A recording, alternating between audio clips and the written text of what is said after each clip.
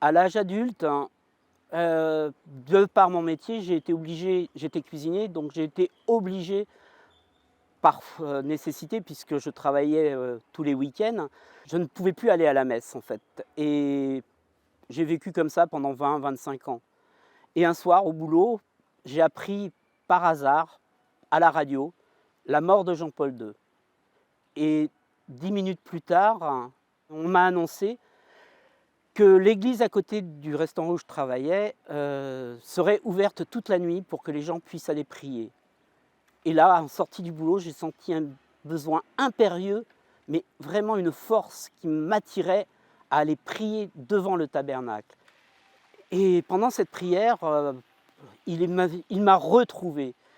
Je dis retrouvé parce que j'étais pas loin de lui, jamais, puisque la prière ne m'avait jamais quitté, mais c'était plutôt une prière de demande. Donne-moi ça, fais ça pour moi.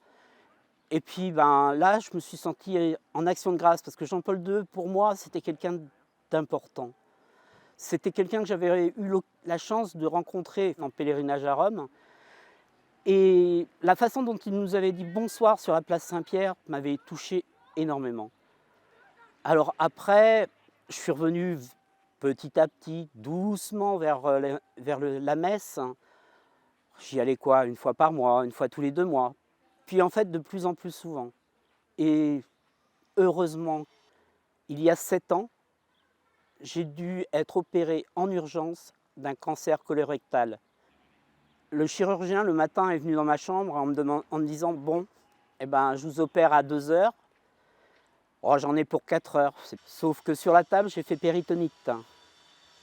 Et au lieu de 4 heures d'opération, ça a été 8h30. Ensuite, 3 semaines en soins intensifs. Le seul souvenir que je me rappelle, c'est que mes parents étaient là à mon réveil et que la première chose que je leur ai demandé, c'était ma Bible. Et quand le chirurgien l'a vu, lui qui était musulman, a dit, en voyant la Bible, je comprends mieux.